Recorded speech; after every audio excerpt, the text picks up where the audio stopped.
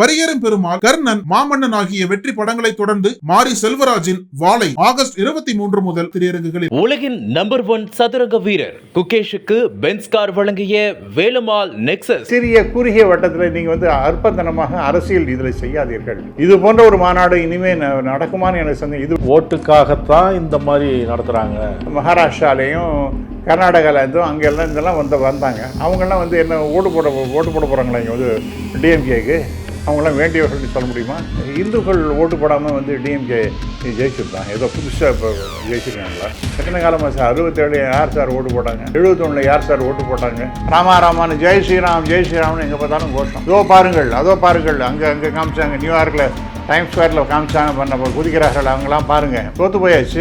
உங்கள் மதுரை ஆதீனம் அவர் எல்லாருமே சொல்கிறது என்னென்ன, சங்கி மோடி தான் அப்படின்னு அவர் தான் வருவார். சேகர் பாபு போல ஒரு உன்னதமான மனிதர்களே கிடையாதுன்னு சொல்லிட்டு ஒரு சர்டிஃபிகேட் கொடுக்க போகிறார். 6 மாதத்துக்கு முன்னாடியே வந்த சமாச்சாரம் சார். அது அரசியல் பண்ணி நீ தானே 6 மாதத்துக்கு முன்னாடியே வீடியோ வந்துடுது. அதை எங்கேயோ தேடி ஈடி பிடிச்சி இப்போ திடீர்னு அவங்களுக்கு டிஎம்கே இவ்வளவு சைலண்டாக இவ்வளோ பிரமாதமாக ஸ்கோர் பண்ணிட்டாங்களேன்னு வயிற்றுச்சல் அவங்களுக்கு தாங்க முடியல. அவ்வளோ.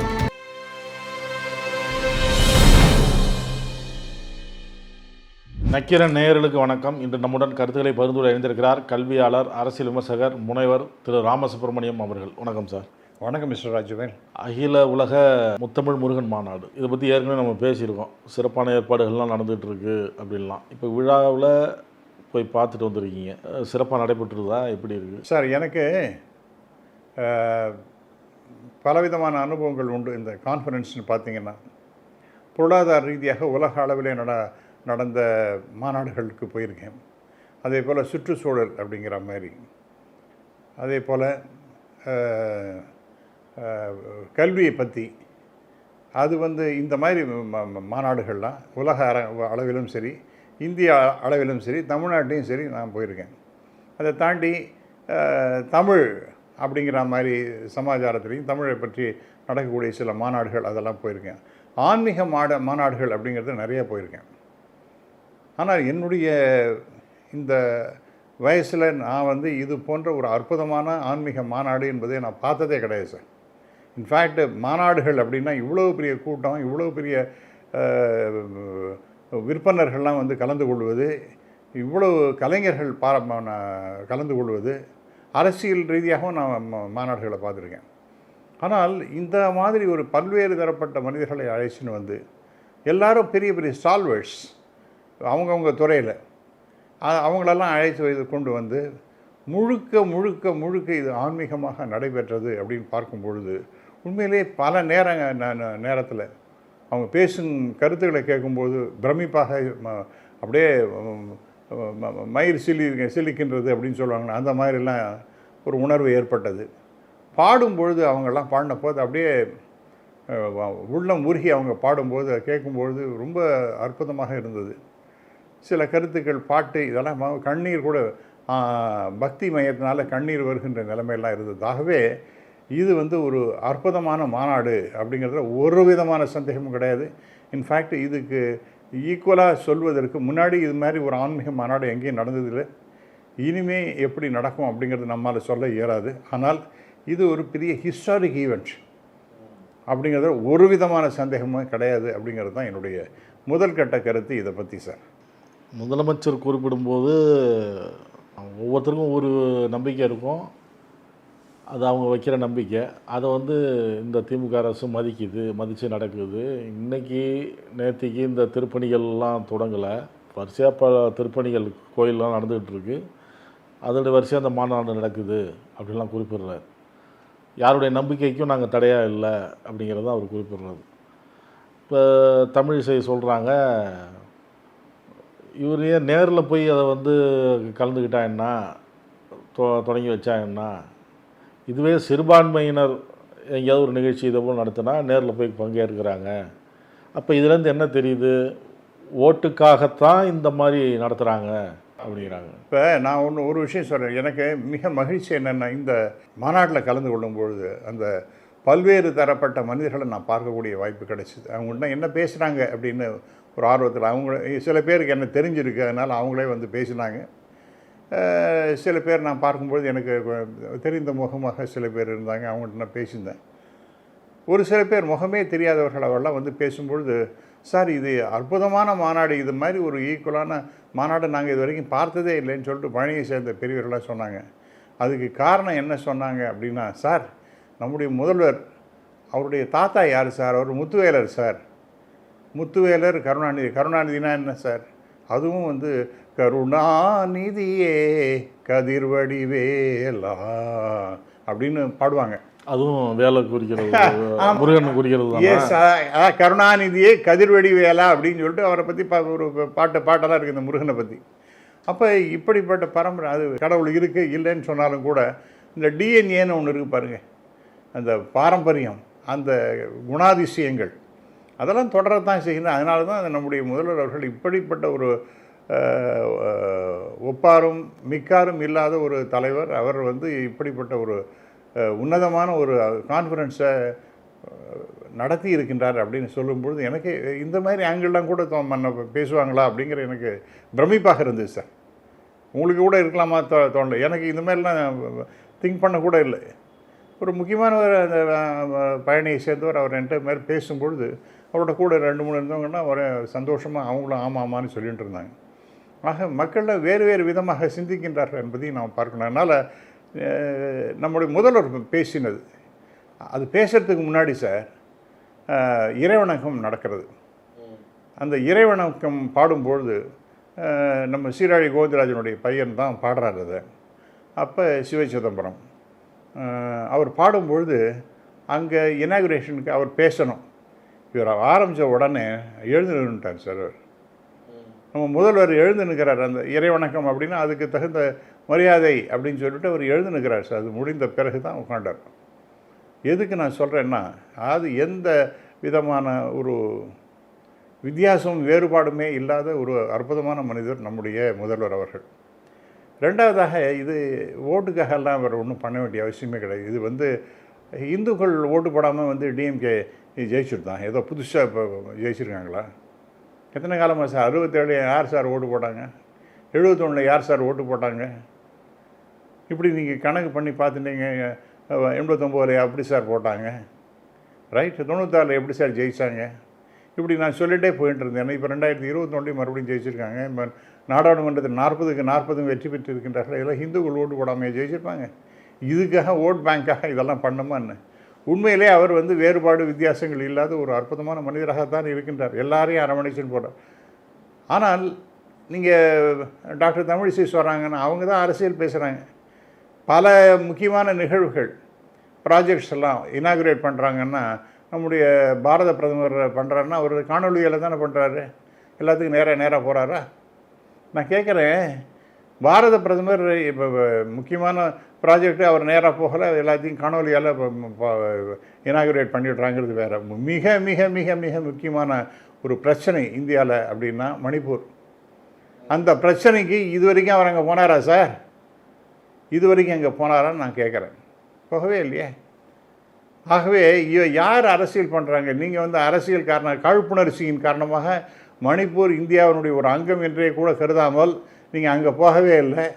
ஆனால் எல்லாரும் ஒரே தரப்பட்ட மனிதர்கள் தான், வேறுபாடு வித்தியாசங்கள் இல்லை அப்படின்னு சொல்லக்கூடிய நம்முடைய முதல்வரை பற்றி நீங்கள் இப்படி ஏதோ சாதாரணமாக எடை போட்டு பேசுவது என்பது இயற்கவே இயலாது. அது வந்து ஒரு காமன் சென்ஸுக்கு ஒத்தே வராத ஒரு பேச்சு, ஏதோ வாய்ப்பந்தல் போடுகின்ற பேச்சு தான் அது அப்படிங்கிறத நான் சொல்ல விரும்புகிறேன். இதுக்கு ஓட் பேங்க் பாலிட்டிக்ஸ் அவர் பண்ண வேண்டியதில்லை. சரி, இது நான் அதை சொல்லிட்டேன். பிஜேபி ஆதரவுள்ள ஆன்மீகவாதிகளை முக்கியமானவங்களாம் அவங்க கூப்பிடல அப்படிங்கிறாங்க. இல்லை திமுகவுக்கு சாதகமாக உள்ளவங்க, திமுகவுக்கு ஆதரவாக மனநிலையில் உள்ளவங்களை மட்டும் கூப்பிட்டுக்கிட்டாங்க அப்படின்னு ஒரு விமர்சனம். இல்லை நான் ஒரே ஒரு விஷயம் சொல்கிறேன். ஓட் பேங்க் அதை பற்றி பேசும்போது இன்னும் கொஞ்சம் ஒரு சில விஷயங்களை கிளாரிஃபை பண்ணிவிட்டு நான் அந்த நீங்கள் கேட்ட கேள்விக்கு பதில் சொல்கிறேன். ஓட்டுக்காக நீங்கள் என்ன சார் பண்ணீங்க? இப்போ ஒரு தலைகள் நின்று தத்தி குதிக்கிறது அப்படிம்பாங்க, குடியரணம் போடுறதுங்கிறது எல்லாத்தையும் செஞ்சாங்களே. ராமான்னு ஜெய் ஸ்ரீராம்னு எங்கே பார்த்தாலும் கோஷம். ஏதோ ராமர் கோயில் கட்டி விட்டோம் அப்படின்னு சொல்லிட்டு பிரைம் மினிஸ்டர் அவர் கையில் ஒரு அந்த ராமருக்கு கிரீடத்தை தூக்கிண்டு அல்லது பாதுகையோ கிரீடமோ ஏதோ ஒன்று தூக்கிண்டு அவர் பாட்டுக்கு போகிறார். அதை காமிச்சுட்டே இருக்காங்க. உலகம் முழுவதும் காமிக்கிறாங்க. இதோ பாருங்கள், அதோ பாருங்கள், அங்கே காமிச்சாங்க. நியூயார்க்கில் டைம் ஸ்கொயரில் காமிச்சாங்க பண்ண குதிக்கிறார்கள் அவங்களாம் பாருங்கள் அப்படிங்கிறது. பத்திரிகைகளில் எல்லா பத்திரிகைகள்லேயும் அட்வர்டைஸ்மெண்ட்ஸு, எல்லா யூடியூபில் அட்வர்டைஸ்மெண்ட்டு, எல்லா டெலிவிஷன் சேனல்ஸ்லையும் அட்வர்டைஸ்மெண்ட்ஸு. ஏதோ மிகப்பெரிய அச்சீவ்மெண்ட் அவங்க பண்ணிட்டாங்க அப்படிங்கிற மாதிரி. இது எதுக்காக பண்ணாங்க? எதுக்காக சார் பண்ணாங்க? அதோட நம்ம காசியில் போய் நின்றுட்டு அந்த கங்கையில் குளிக்கிறது அதெல்லாம் ரொம்ப மிக முக்கியமான ஈவெண்ட்டா சார்? நான் கேட்குறேன், அதெல்லாம் ரொம்ப மிக மிக முக்கியமான ஈவெண்ட்டா சார்? ஸோ நீங்கள் தான் ஆன்மீகத்தை அரசியலுக்காக பயன்படுத்துகின்ற அற்புதமான ஒரு அரசியல் செய்யக்கூடிய கட்சி என்பது பிஜேபி. அந்த ராமரே கையில் விட்டிங்களே, தோற்று போயாச்சு. ஃபைசாபாத் உடனே நம்ம அயோத்தியை இல்லை தோற்று போயாச்சு, நான் அயோத்தி இல்லை அப்படி இப்படின்னு ஏதோ சொல்லுவேன். அந்த Faizabad is the parliamentary கான்ஸ்டிடுவன்சிஸ் name. அதில் ஒரு அங்கம் அயோத்தி. அந்த அயோத்தியிலே தோற்று போயிட்டீங்களே நீங்கள், உண்டா இல்லையா? இப்போ அதை பற்றி அதற்கு பிறகு அதை பற்றி பேச்சே கிடையாது. அதை பற்றி பேச்சே கிடையாது. அதுக்கப்புறம் திடீர்னு இப்போ ஜெய் ஜெகநாத்னு வேற ஒரு கோஷம். இதெல்லாம் இந்த கேலி கூத்துக்கள்லாம் பார்த்தா சிரிப்பு வரலையா சார்? எதுக்கு எடுத்து அவங்களுக்கு ரெண்டு விஷயந்தான் சார். ஒரு விஷயம் ஹிந்துத்வா அப்படிங்கிற முறையில் அந்த ஹிந்துன்னு சொல்லிட்டு அந்த ராமர் அதெல்லாம் எங்களுக்கு தான் உரிமை உள்ளது, அந்த ஹிந்துத்வாங்கிறது நாங்கள் தான், ஹிந்துங்கிறது நாங்கள் தான் அப்படிங்கிற மாதிரி நிலைநிறுத்துவது போல் ஒன்று பேசுகிறது. ரெண்டாவது ஹிந்துத்வா அது கூட ஓரளவு நம்ம ஒத்துக்கலாம், நான் தான் ஹிந்து மற்றவங்களாம் இல்லைங்கிற மாதிரிலாம் அவங்க அதுக்கு டோட்டல் ஓனர்ஷிப் அவங்கள்ட்ட வச்சுக்கிற மாதிரி பேசுகிறது. அடுத்தது பார்த்திங்கன்னா அது கிடையாது. அது மட்டும் அல்ல, நான் ஹிந்துஸ்னால் நமக்கு இந்தியாவுக்கே ஏற்புடையவர்கள் அல்ல. ஒரு பிரித்தாளும் சூழ்ச்சி, டிவைட் என்ற ரூல் அப்படிங்கிற மாதிரி. ஒன்றும் ஹிந்து நான் தாங்கிறது, இன்னொன்று மற்றவங்களாம் இஸ்லாமியர்களும் கிறிஸ்தவர்களும் இந்த நாட்டை சேர்ந்தவங்களே கிடையாதுங்கிற மாதிரி பேசுறது. அவங்களெல்லாம் இரண்டாம் தர குடிமக்களாக கூட கருதுவதில்லை. என்ன நியாயம் அது? இது அப்போ யார் அந்த அப்புறம் ஒரு பக்கம் பசு வதை, நான் எனக்கும் அதில் உடன்பாடு உண்டு. பசு ஒரு புனிதமானதுங்கிறது சந்தேகமே இல்லை. ஆனால் நீங்கள் இதில் போய் நார்த் ஈஸ்டர்ன் ஸ்டேட்டில் போய் அதெல்லாம் நீங்கள் நிறுத்திட முடியுமா? அங்கே பசு சாப்பிட்றாங்க, அதை பற்றி எதாவது பேசுவீங்களா? பேச மாட்டீங்க. நீங்கள் உங்களுக்கு எது சௌரியமோ அதை பேசுவீங்க. உத்தரப்பிரதேசனா பேசுவீங்க, மத்திய பிரதேசனா பேசுவீங்க. நார்த் ஈஸ்டர்ன் சைடுன்னா அதை பற்றி வாயே திறக்க மாட்டீங்க. நீங்களும் அங்கே போய் நின்று ஜமுன்னு சாப்பிடுவீங்க. என்ன நியாயம் இதெல்லாம்? ஆகவே அவங்களுடைய பிரித்தாடும் சூழ்ச்சி இதுதான் நான் மிக முக்கியமாக சொல்ல விரும்புகிறேன். அப்புறம் யாரோ கூப்பிடல அப்படிங்கிறது தானே உங்களுடைய கேள்வி. ஆமாம், அது ஒரு விமர்சனம். திமுகவுக்கு ஜால்ரா அடிக்கிறவங்கள மட்டும் கூப்பிட்டுக்கிட்டாங்க. இது அனைத்துலக முத்தமிழ் முருகன் மாநாடு அப்படிங்கிறதுல உலகத்துலேருந்து எவ்வளோ பேர் வந்திருக்காங்க சார். அவங்களாம் என்ன டிஎம்கே ஓடு போடுறவங்களா? ஜப்பான்லேருந்து 30க்கு மேற்பட்டவர்கள் வந்திருக்கின்றார்கள். அங்கே இருக்கிறவங்களாம் அந்த ஜப்பானிய அந்த ஆன்மீக தலைவர் அவர் முருகனை பற்றி அவ்வளோ உருவாய் அருவாய் உளதாய் இளதாய் மறுவாய் மலராய் மணியாய் ஒளியாய் கருவாய் உயிராய் கதியாய் விதியாய் குருவாய் வருவாய் அருள்வாய் குகனே அப்படின்னு சொல்லிட்டு ரொம்ப உண்மையான பக்தியோட பாடுறார். அங்கேருந்து வந்த பெண்மணிகள் அவங்களாம் முருகபக்தியில் திளைக்கின்றார்கள். சரி, அடுத்து மொரீஷியஸ், அங்கே ஆங்கிலத்திலேருந்து ஒருத்தர் பேசுகிறார். முருகன் மேலே நல்ல பக்தி இருக்கின்றது, ஆனால் தமிழ் தெரியலை, ஆனால் ஆங்கிலத்தில் அந்த உரையாடல் என்பது இருக்கின்றது. சரியா? நாம் பக்கத்தாப்பில் இருக்கிற மலேசியா, சிங்கப்பூர், ஸ்ரீலங்காவுக்கு எங்களுக்கு 2 விஷயந்தான் சார் உயிருங்கிறான். ஒன்று தமிழ், இன்னொன்று முருகன். இது ரெண்டுத்தையும் எங்களுடைய வாழ்க்கையிலேருந்து பிரிக்க முடியாதுன்றாங்க. ரைட்? நிறைய பேர் அந்த இலங்கையிலேருந்து வந்தவர்கள்லாம் அப்படி பேசுகிற, யாழ்ப்பாணத்திலிருந்தும் மற்ற இடங்கள்லேருந்து வந்த இலங்கை தமிழர்கள் அவ்வளோ உணர்ச்சி பூர்வமாக பேசுகிறார்கள்.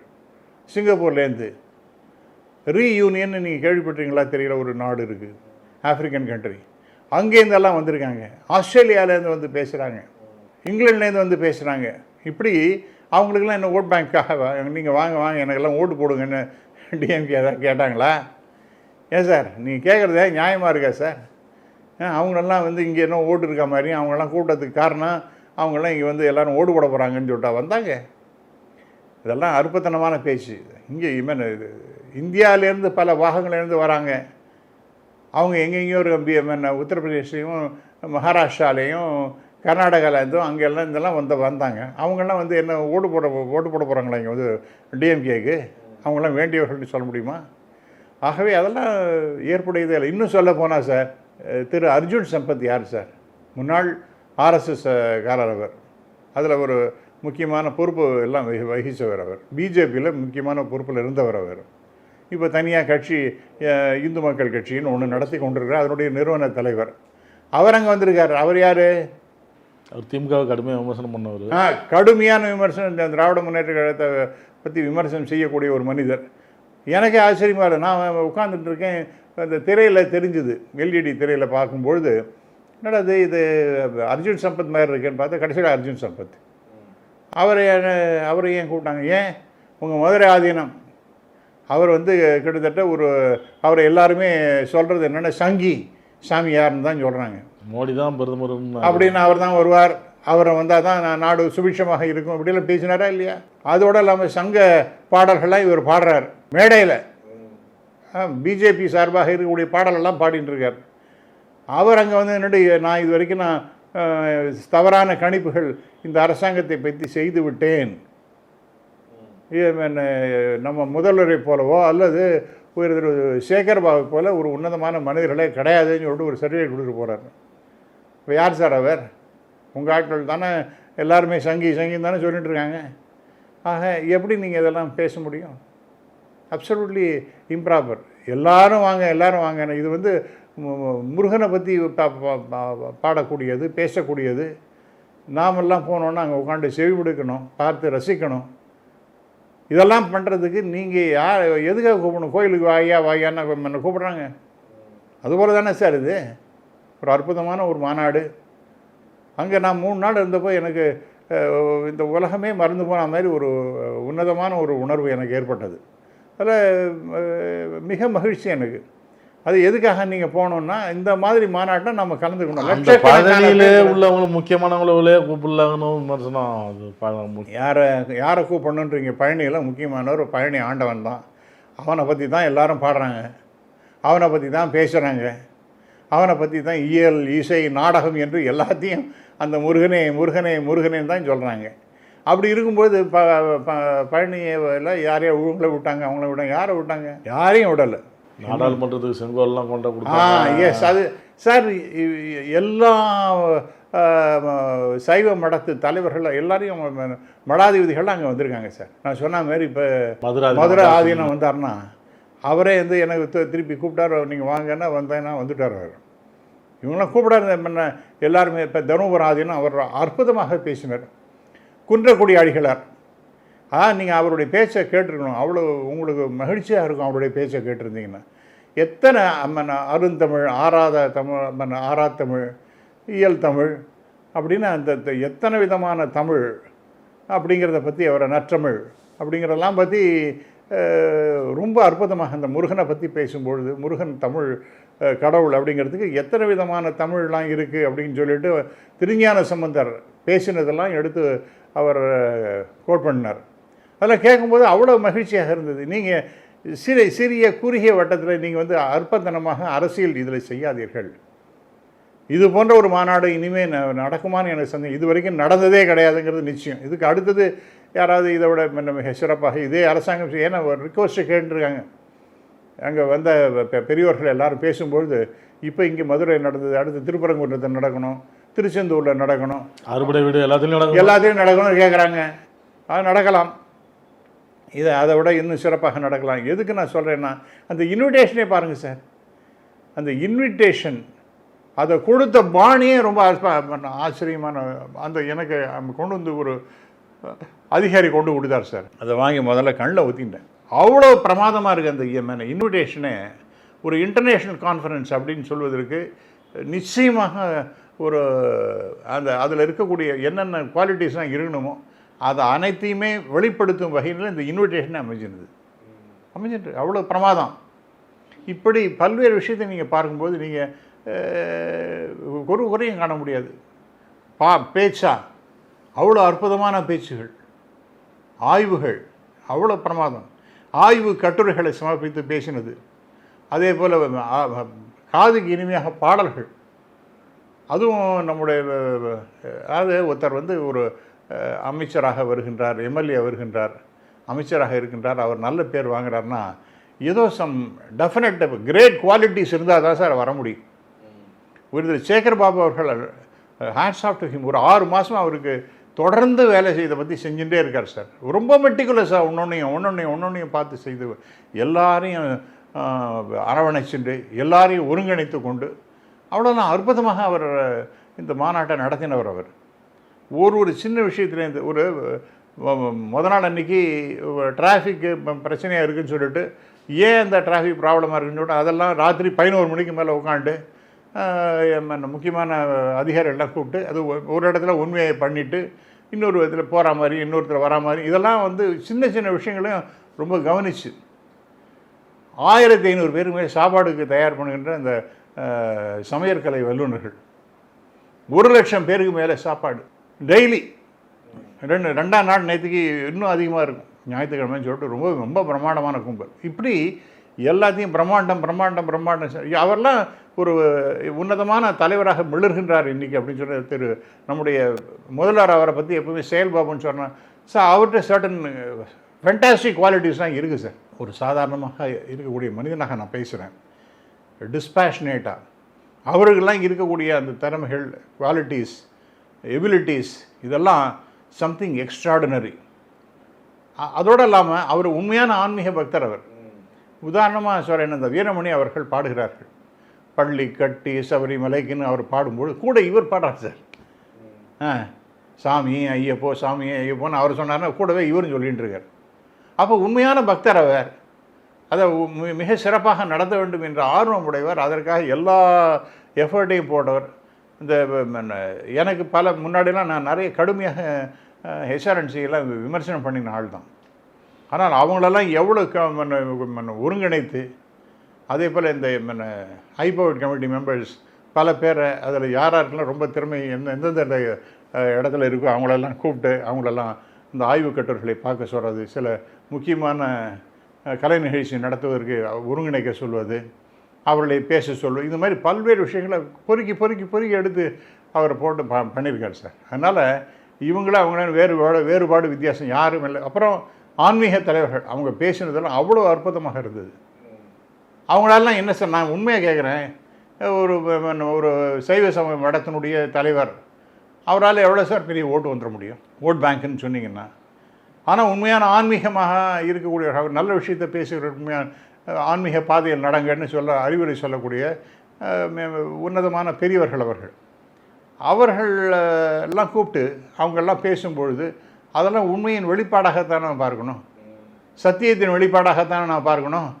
அதை விட்டுட்டு நீங்கள் பாட்டு அரசியல்னு சொன்னால், நான் போன முறை உங்கள் தொலைக்காட்சியில் பேசினேன், மறுபடியும் சொல்கிறேன், பிஜேபிக்கு வேறு வேலையே கிடையாது. அவங்களுக்கு எவ்வளோதாலும் இந்த சாமிங்கிறது, இந்து மதங்கிறது, ஆன்மீகங்கிறது இதெல்லாம் இவங்க தான் இன்னும் எல்லாத்துக்கும் இவங்க தான் கையில் தான் இருக்கா மாதிரியும்.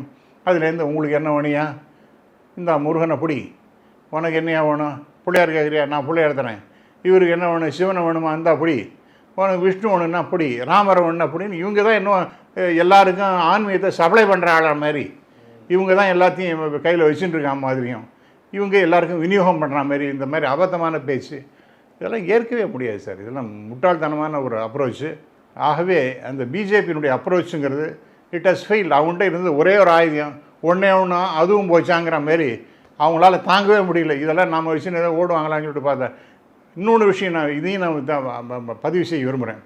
கருப்பர் கூட்டத்தை பற்றி பேசிட்டு கையில் ஆயுதம் வச்சுன்னு அலைஞ்சாங்க இல்லையா, அந்த வேலை வச்சுன்னு அங்கிட்டும் இங்கிட்டும் ஓடினாங்க இல்லையா.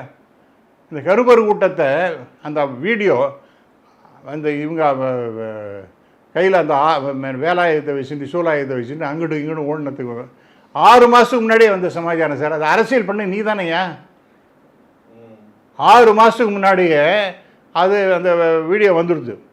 அதை எங்கேயோ தேடி பிடிச்சி இப்போ திடீர்னு அவங்களுக்கு திண்ணையில் உட்காந்த கிழவனுக்கு திடீர்னு கல்யாணமானு அந்த எல்லாத்தையும் எடுத்துன்னு அது எப்படி நாங்கள் முருகனுக்காக வேலை எடுக்கிறோம் அப்படின்னு சொல்லிட்டு அங்கே வடநாட்டில் ஜெய் ஸ்ரீராம் சொன்னால் இங்கே முருகான்னு சொல்லிட்டு அங்கிட்டு இங்கிட்டுன்னு ஓடி தைத்தான்னு குவிச்சிருந்தாங்க. அதனால அவங்களுக்கு ஒன்றும் பிரயோஜனமே இல்லை. இனிமேல் அவங்களுக்கு எந்த விதமான பிரயோஜனமும் இருக்கவும் போகிறதில்ல. அரசியல் ரீதியாக அவங்களுக்கு இது வந்து மிகப்பெரிய அடியாக விழுந்துடுது. ஏன்னா அவங்களுக்கு தெரிஞ்சது ஒன்று தான், இது மாதிரி ஜெய் ஸ்ரீராம், முருகா அல்லது ஏதாவது வேறு ஏதாவது ஒன்று சொல்ல அலைய வேண்டியது. அது எல்லாமே ஃபெயில் ஆகிடுது. தட்ஸ் அ ரீசன் அவங்க வந்து அவங்களால தாங்கவே முடியல. டிஎம்கே இவ்வளோ சைலண்ட்டாக இவ்வளோ பிரமாதமாக ஸ்கோர் பண்ணிட்டாங்களேன்னு வயத்தறிச்சல் அவங்களுக்கு தாங்க முடியல. அவ்வளோதான். பல்வேறு கருத்துக்களை பகிர்ந்து கொண்டதற்கு நன்றி சார். நன்றி சார், தேங்க்யூ. உலகின் நம்பர் 1 சதுரங்க வீரர் குகேஷுக்கு பென்ஸ் கார் வழங்கிய வேலுமால் நெக்சஸ். உங்கள் நக்கீரன் இதழில் கதாசிரியர், தயாரிப்பாளர், இயக்குனர் என பன்முகம் கொண்ட திரைக்கலைஞர் VC குகநாதன் எழுதி வரும் சினிமா கொட்டகை. பரபரப்புக்கு பஞ்சமில்லா தொடர். வாங்கி படியுங்கள். நக்கீரன். நக்கீரன் டிவிக்கு சப்ஸ்கிரைப் செய்யுங்கள். உங்கள் ஆதரவே எங்கள் பலம். ஆசிரியர்களுக்கு நண்பனாகவும் மாணவர்களுக்கு ஆசானாகவும் திகழும் தேர்வு வழிகாட்டி. ஒவ்வொரு பாடத்திற்கும் அனுபவமிக்க ஆசிரியர்களின் துல்லியமான தெளிவான விடைகள். CNC இருக்கு, தேர்வு பயம் எதற்கு? இது தீரன் பப்ளிஷிங் ஹவுஸ் விற்பனை வெளியீடு.